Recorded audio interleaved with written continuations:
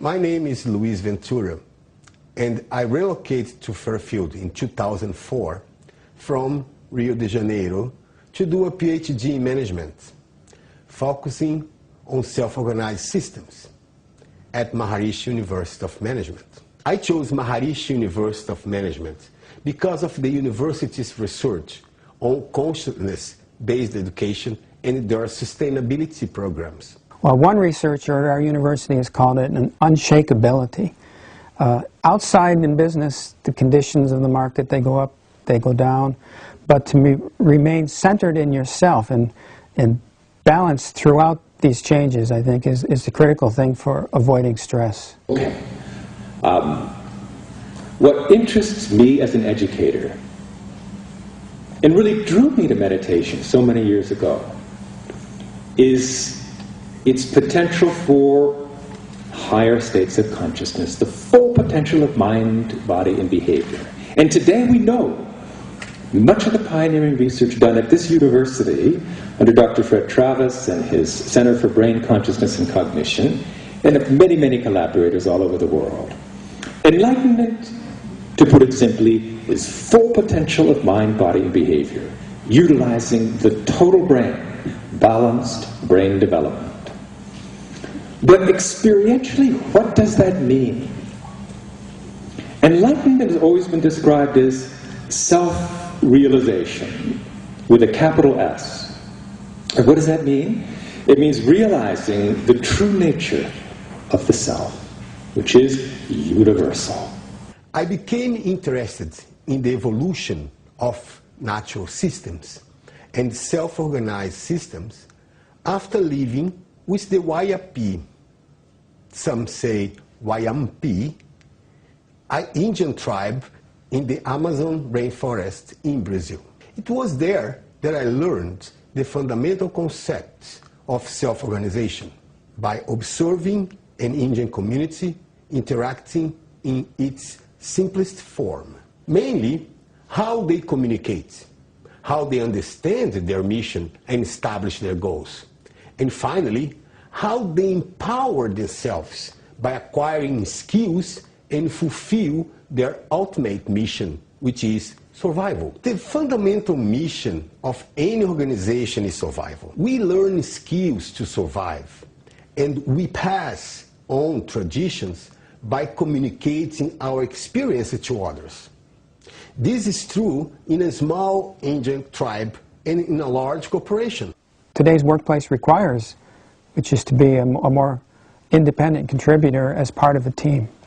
I think that there's a paradigm shift in management away from some more classical model that control comes from the top to maybe a more quantum field-based model that the intelligence which is directing the organization is pervasive. It's in everyone, and it's somehow more than in everyone, it's throughout the organization.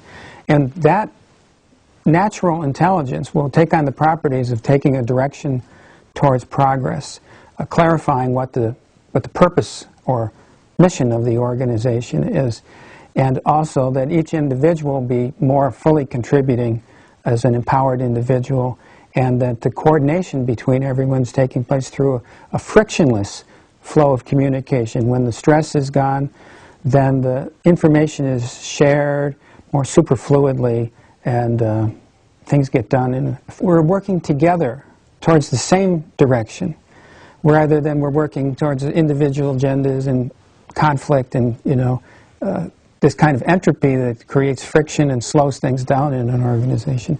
And when we meditate, we get beyond the individual mind to this unified field where we're integrated with one another. We're operating from a common source, and our minds are more functioning in a harmonized way. So spontaneously we work more like a team, more like a we than an I.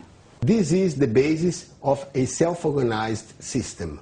Self-organized systems are interacting parts functioning as a whole, managing itself without external controls. It is the evolution of a chaotic system into an organized structure better able to cope with the impact of change. something about us that hasn't changed. We're the same person we were as a child. We know it somehow.